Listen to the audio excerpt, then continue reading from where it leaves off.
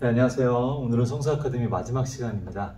마지막 시간 요시야 왕에 대해서 볼 텐데요. 네, 오늘의 제목은 영상 잘 보셨죠? 아주 빛처럼 빠른 반응 속도를 여러분 보셨을 겁니다. 오늘의 제목은 어떻게 반응하는가입니다. 어떻게 반응하는가. 제가 새신랑으로서 이제 결혼을 하고 이제 혼인신고를 하려고 하는데 위기가 다가왔습니다. 결혼을 하고 혼인신고서를 막 제가 한 다음에 그것들을 식탁 위에 올려놓았습니다. 그리고 아내가 쓰고 나면 이제 그 다음날 함께 시청에 가서 제출하자고 했습니다. 그런데 아내가 갑자기 저녁에 물을 막 마시다가 물을 확 내뿜는 거예요. 이렇게 막. 그래서 물이 재채기라면서 물이 막 흩날리면서 막 이렇게 막 그냥 난장판이 됐습니다. 사방으로 물이 막 이렇게 흩날렸습니다. 저는 깜짝 놀라서 아내의 등을 막 이렇게 쓰다마주면서 여보 괜찮아요. 여보 괜찮아요. 이렇게 물으면서 따뜻한 미소를 이렇게 지어야 했는데 제가 그러지 못하고 순간 그 식탁 위에 있는 그 혼인 신고서를 딱 보고 물이 거기 튀기는 것 같으니까 그것들을 잽싸게 가서 그 혼인 신고서를 딱 이제 가져와 가지고 이렇게 물이 좀 묻은 부분을 좀 닦고 번지지 않게 그렇게 하면서 제가 아내를 바라보면서 이렇게 말했어요. 여보 왜 그랬어요? 여보 왜 그랬어요? 하는 순간 여러분 그 다음에 여러분 어떻게 되는지 아시겠죠? 위기의 순간이었습니다. 아차했습니다. 저도 딱 순간적으로 아차했습니다. 그래서 괜찮냐고 다시 빨리 물어봤는데 이미 경우에 합당한 말은 지나간 지 오래가 되었습니다. 금쟁반에 썩은 사과, 은사과도 아니라 썩은 사과를 올린 저는 미안하다면서 그렇게 말하면서 주변에 물을 막 닦고 막 아내에게 또 등도 토닥여주면서 이렇게 쓰담쓰담해서 등을 막 토닥여주고 이렇게 막 닦고 막 그렇게 했지만 이미 늦었습니다. 우리는 살아가면서 어떻게 반응하는가, 어떤 반응을 하는가에 따라서 인생이 달라지기도 합니다. 반응이 너무 중요하죠. 특히나 경우에 합당한 말을 아주 잘하는 경우에는 어디를 가도 어떻게 되죠? 사랑받습니다. 그러나 경우에 합당한 말이 아니라 경우에 엉뚱한 말을 하면 어떻게 되죠? 자주 그렇게 엉뚱한 말을 하게 되면 미움을 받지는 않겠지만 그래도 미움까지는 받지 않겠지만 사람들이 그 사람의 엉뚱한 말에 질려서 자꾸 피하게 됩니다. 오늘 요시야라는 왕에 대해서 살펴보려고 하는데요. 이 요시야 왕, 우리는 이 요시야 왕이 어떤 일을 겪었고 그 일에 대해서 어떻게 반응했는지를 말씀을 통해서 우리가 찾아보려고 합니다. 또 요시야 왕을 통해 하나님의 말씀을 깨닫는 여러분 귀한 시간 되기를 간절히 소망합니다. 먼저 요시야 왕이 어떤 왕이었는지를 살펴보겠는데요. 요시야 왕은 왕하 22장에서 23장 그리고 대하 34장에서 35장 이렇게 등장하고 있습니다. 왕하라고 하는 게 좀 너무 줄여서 말하는 게 잘 무슨 말인지 모르겠죠. 열왕기하를 말하고 있고요. 그 다음에 대하는 역대하를 말하고 있습니다. 그 중에 왕하 22장 1절에서 2절을 우리가 함께 보도록 하겠습니다. 왕하 22장, 열왕기하 22장 1절에서 2절입니다. 요시야가 왕에 오를 때 나이가 8세라 예루살렘에서 31년간 다스리니라. 그의 어머니 이름은 여디다요 보스갓 아다야의 딸이더라. 요시야가 여호와의 보시기에 정직히 행하여 그의 조상 다윗의 모든 길로 행하고 좌우로 치우치지 아니하였더라. 아멘. 이스라엘 역사서에서 여러분 하나님 마음에 합한 왕이 3명 등장합니다. 하나님 마음에 합한 왕 3명. 이미 3명 등장한다고 이 문제를 냈을 때 한 명은 이미 정해져 있죠. 누구겠습니까? 요시야. 네, 맞습니다. 요시야고 그 다음에 하나님의 마음에 합한 사람 하면 또 딱 떠오르는 사람 다윗이 있죠. 다윗이 있습니다. 그리고 마지막 한 명 딱 떠올라야 되는데 여러분이 성서 아카데미를 너무나 잘 들었다면 이 한 명을 떠올리셔야 합니다. 제발 떠올려주세요. 제발 떠올려주세요. 누굴까요? 바로 히스기야 왕입니다. 이 다윗, 히스기야, 요시야가 하나님 마음에 합한 왕이었습니다. 2절에 3가지로 이 요시야 왕을 칭찬하고 있습니다. 어떻게 칭찬하냐? 첫째는 하나님 보시기에 정직히 행하여 하나님 보시기에 정직히 행하였다라고 말합니다. 정직히 행했다라는 왕은 무지하게 많아요. 근데 여호와 앞에서 정직하게 행했다라는 왕은 몇 명 또 있습니다. 여호와 보시기에 정직히 행했다를 평가받던 왕이 여럿이 있는데 하지만 여기에 여호와 보시기에 정직히 행할 뿐 아니라 다윗의 길을 걸었다라고 칭찬을 받은 왕은 단 한 명 있습니다. 누굴까요? 바로 히스기야뿐입니다. 이 히스기야뿐인데 여기에 또 한 가지를 포함해서 여호와 보시기에 정직하게 행하고 또 다윗의 길을 걷고 그리고 마지막 한 가지 좌우로 치우치지 않았다라고 더 고평가를 받은 왕이 있습니다. 누굴까요? 당연하겠죠. 요시야 왕이겠죠. 요시야가 유일합니다. 따라서 왕들의 평가에 있어서 누구와도 비교할 수 없는 다윗 그리고 요시야 마지막으로 히스기야까지 이 세 명의 왕들은 이스라엘에게 있어서 아주 훌륭한 아주 중요한 왕들입니다. 1절에도 나타나듯이 요시야 왕은 8세, 8세에 그 왕이 되었습니다. 이스라엘 왕들 중에 두 번째로 빨리 왕이 된 나이입니다. 첫 번째는 참고로 가장 빨리 왕이 된 왕은 이 말이 이상하네. 가장 빨리 왕이 된 사람은 누구냐면 요아스 왕입니다. 7살의 왕이 되었습니다. 요아스랑 이 아하스도 요아스도 어떻게 이렇게 빨리 왕이 됐냐? 둘 다 부왕의 죽음 때문에 빨리 왕이 되었습니다. 아버지가 빨리 죽은 거죠. 그래서 요시야의 아버지 아몬, 이 요시야 왕의 아버지 왕은 바로 아몬이라는 왕인데 이 왕은 재위 2년 만에 반란으로 죽임을 당합니다. 그리고 이러한 비극적인 일들을 보고 자란 사람이 누구냐? 바로 요시야라는 왕입니다. 이 요시야가 이런 아버지의 죽음, 2년 만에 아버지의 죽음을 보면서 8세, 그 어린 나이에 왕이 된 것입니다. 역대하 34장 3절에 보면 아직도 어렸을 때 곧 왕위에 있은 지 8년에 그 8년에 그러니까 재위 8년이니까 16세죠. 그 16세에 그의 조상 다윗의 하나님을 비로소 찾았다라고 말하고 있습니다. 이 16살, 8살의 왕이 되어서 8년이 지난 16살이 된 왕위에 8년 있었던 이때에 하나님의 뜻을 찾았고 하나님을 섬기게 되었다는 것입니다. 되게 이른 나이죠. 이른 나이에 이렇게 됐죠. 우리도 교육부서를 하다 보면 이른 나이에 하나님을 만나는 친구들이 있습니다. 저도 약간 이른 나이에 만나긴 했는데요. 물론 만나고 나서 확 변화는 조금 일어나긴 했지만 확 변화는 일어나지 않았지만 그래도 조금씩 변화를 경험하긴 했지만 이른 나이에 이렇게 하나님을 만나는 사람들이 있습니다. 어린 나이에 요시야 왕은 하나님을 알았고 하나님의 뜻을 물으며 자신의 직분, 왕의 직분을 감당했다는 것입니다. 정확히는 알 수 없으나 분명히 이 요시야 왕 주변에 아주 좋은 신앙의 사람이 있어서 영적인 교육을 이 요시야 왕이 받을 수 있었을 것입니다. 그렇기 때문에 아마 하나님을 찾게 됐던 것이죠. 왜냐하면 그 아버지 아몬 왕은 정말 그 할아버지 므낫세 왕, 최악의 므낫세 왕, 아마 바로 전강이가 므낫세 왕일 텐데요. 아주 이스라엘 왕 중에 이 유다 왕 중에 최악의 왕이라고 불렸던 그 므낫세 왕, 그리고 그 길을 따라갔던 아몬 왕. 그래서 반란을 경험하고 그 다음에 요시야 왕이죠. 이 요시야 왕은 그 할아버지와 아들을 보면 아버지를 보면서 어떻게 저런 악한 길을 걸었을까라는 그런 인생을 보면서 그런 것들을 보면서 충분히 잘못된 길을 보았을 것이고 그리고 요시야 왕은 어떻게 살아야 될지 그리고 또 그 신앙의 교육을 해줬던 좋은 사람들을 통해서 어떻게 내가 하나님을 섬기며 살아가야 될지를 깨달았다라는 것이죠. 그래서 이렇게 좋은 사람이 옆에서 훌륭한 신앙적인 교육을 해줄 수 있는 것이 너무나도 중요합니다. 여러분, 나이의 많고 적음이 신앙의 수준을 결정지을 수 없습니다. 특히 어린 나이에도 충분히 하나님을 경외하는 법, 그것들을 배울 수가 있습니다. 이 시기를 놓치면 사실상 어려워지기도 합니다. 머리가 커지면 힘들어지죠. 여러분도 많이 경험하시죠.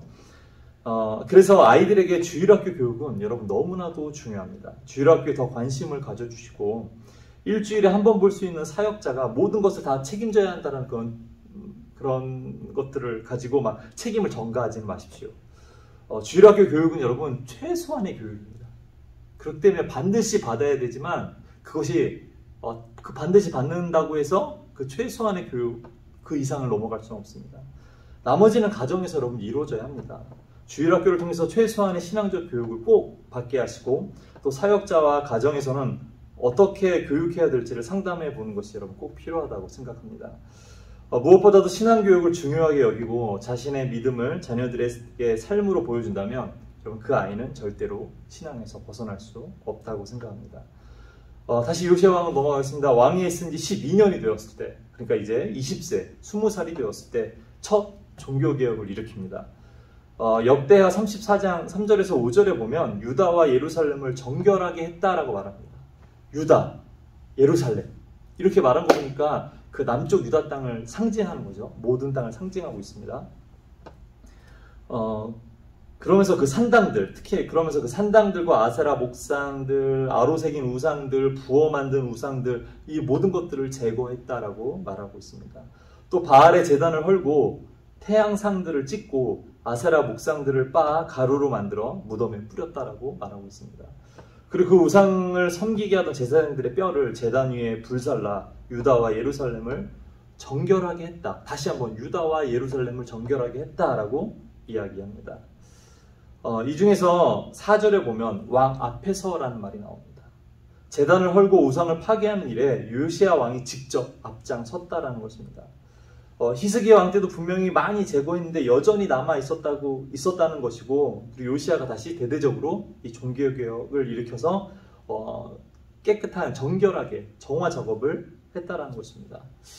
그래서 요시야 왕이 이 20세 때 아주 이런 거대한 일들을 하고 또 그렇게 종교개혁을 일으켜서 유다, 예루살렘을 깨끗하게 만듭니다. 여기서 끝이 아닙니다. 역대하 33장 6절에서 7절을 우리가 한번 보도록 하겠습니다. 역대하 33장 6절에서 7절입니다.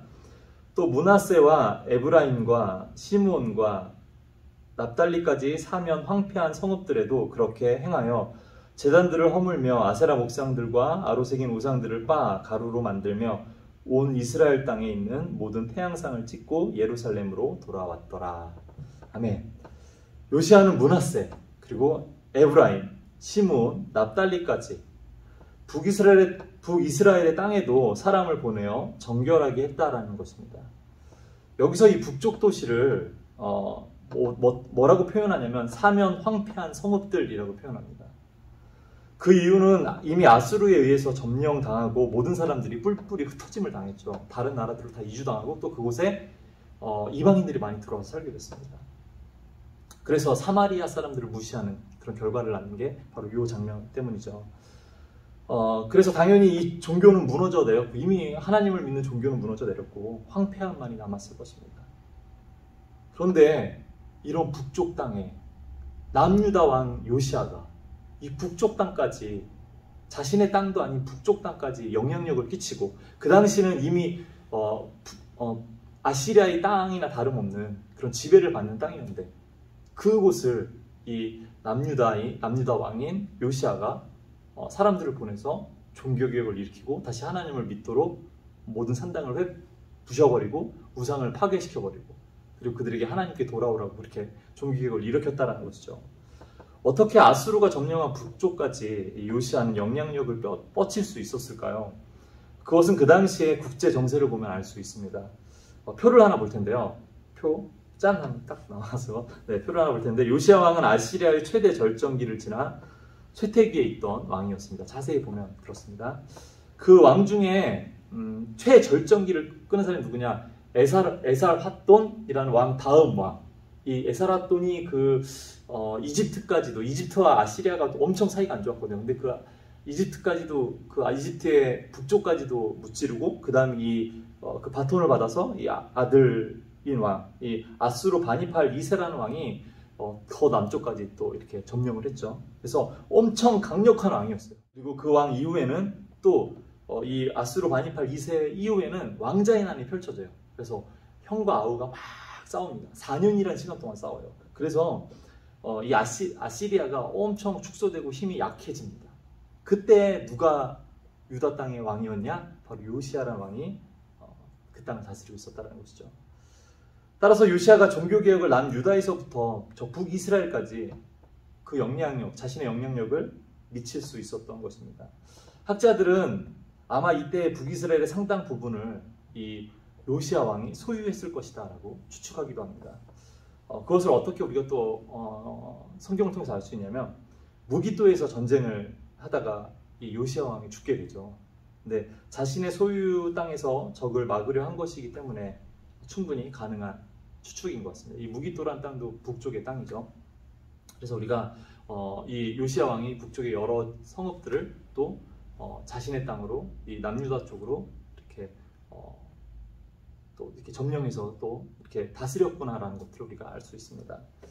자, 그리고 제위 18년에 26세가 되었을 때 여러분 놀라운 일이 일어납니다. 여호와의 전을 수리하다가 모세가 전한 여호와의 율법책을 발견하게 됩니다. 제사장 힐기야를 통해서 발견되고요. 그 제사장 힐기야가 서기관 사반에게 전해주고 그 사반은 요시야 왕에게 전달합니다. 그리고 사반이 요시야 왕 앞에서 그 말씀을 읽습니다. 말씀을 듣던 요시야 왕은 여러분 어떻게 반응했을까요? 역대하 34장 19절을 우리가 함께 보겠습니다. 왕이 율법의 말씀을 듣자 곧 자기 옷을 찢더라. 아멘. 여러분, 옷을 찢으며 슬픔과 애통함에 요시야 왕은 빠져버립니다. 율법의 말씀이 그에게 애통함을 준 이유는 이 나라가 왜 멸망할 수밖에 없는지, 하나님의 말씀에 순종하지 아니한 이스라엘이 어떻게 되었는지를 깨달았기 때문입니다. 그리고 여선지자 훌다를 통해서 하나님이 하시는 말씀을 듣게 됩니다. 두 가지를 전달받았는데, 하나는 그 책에 기록된 대로 유다와 유다 주민들에게 재앙을 내리시겠다라는 것입니다. 저주를 내리는 이유는 다른 신에게 제사를 했고 또 하나님을 분노케 하고 불순종했기 때문입니다. 두 번째는 요시야 왕이 겸손히 행했으니 그는 평안히 지내다가 세상을 떠날 것이다 라는 그런 말을 듣습니다. 요시야가 율법의 말씀을 듣고 옷만 찢은 것이 아니라 진짜 통곡하며 정말 마음을 아파하면서 회개했기 때문입니다. 그렇기 때문에 그가 평안히 이 세상을 살아갈 수 있었습니다. 그 강대국들 사이에서 어렵고 힘든 일들을 당할 수밖에 없었지만, 그리고 불순종 때문에 멸망당하며 더 어려움을 겪을 수밖에 없었지만, 이 요시야가 죽는 날까지는 평안하게 지낼 수 있었다는 것입니다. 하나님께서 그렇게 약속해 주시고 또 그렇게 은혜를 베풀어 주신 것이죠. 하나님이 이런 요시야 왕의 모습을 보고 귀하게 보셨고 또 우리도 이 모습을 따라야 할 아주 겸손한 모습인 것입니다. 요시야 왕은 유다와 예루살렘의 모든 장로들을 불러 모읍니다. 그리고 그 하나님의 율법 책의 내용을 들려준 다음에 우리가 다 같이 여호와께 순종하자. 나는 순종하겠다. 너희들도 순종해라. 라고 이렇게 말합니다. 그리고 순종하기로 그렇게 결단합니다. 이것은 당시의 상황을 위기로 여기고 모든 이스라엘이 한 마음으로 하나님 앞에 나와서 하나님 앞에 기도한 것입니다. 그리고 마지막 요시야 종교개혁의 절정이 일어나는데 그것이 무엇이냐면 바로 유월절을 지키는 장면입니다. 물론 유월절은 히스기야 왕도 지켰지만 모세의 율법을 따라 날짜까지 맞춰서 성대하게 온전하게 지킨 것은 바로 이 요시야 왕 때가 처음입니다. 성경은 이것을 이스라엘 역사에 있어서 사사시대 이후 처음이라고 말합니다. 열왕기하 23장 22절인데요. 제가 읽어드리겠습니다. 사사가 이스라엘을 다스리던 시대부터 이스라엘 여러 왕의 시대와 유다 여러 왕의 시대에 이렇게 유월절을 지킨 일이 없었더니. 아멘. 여러분, 유월절 너무나도 중요한 절기죠. 하나님께서 이 이스라엘을 어떻게 애굽 땅에서 이끌어냈고 그리고 어떻게 이끌어낸 이스라엘 백성들을 하나님께서 사랑하시고 또 그 약속의 땅에 보내주셨는지, 이 유월절은 사실 너무나도 중요한 절기입니다. 그 하나님이 어떤 하나님인지 너무나도 중요한 절기입니다. 하지만 이것들을 잊어버린 것이죠. 너무나도 오랜 시간 잊어버렸습니다. 모세를 통하여 전하신 말씀에 따라 그래서 이 유월절을 지켰다는 의미가 뭐냐? 이 유월절을 지켰다는 의미는 철저하게 하나님의 율법책에 기록된 대로 하나님만을 섬기겠다라는 고백이며 결단인 것입니다. 우리가 정말 하나님을 다시 깨닫고 철저하게 우리가 하나님의 말씀에 따라 살겠다라고 그렇게 다짐하는 것입니다. 여러분, 같은 성경 말씀을 읽어도 사람에 따라 다르게 반응합니다. 아무런 감동을 느끼지 못하는 사람이 있는가 하면 마음을 찢고 회개하면서 하나님의 긍휼을 구하는 사람이 있습니다. 요시야 왕도 발견된 율법책을 들으며 난 종교개혁을 알맞게 일으켜서 모든 우상들을 다 부셨고 산당들을 다 제거했으니 나는 정말 괜찮은 왕이야. 이 정도면 나 괜찮지 않을까? 이 정도면 하나님이 기뻐하시지 않을까? 라고 생각하지 않았습니다. 이미 정해진 나라의 멸망 앞에서 좌절하고 낙망하며 모든 것을 포기할 수 있었지만 그러지 않았습니다.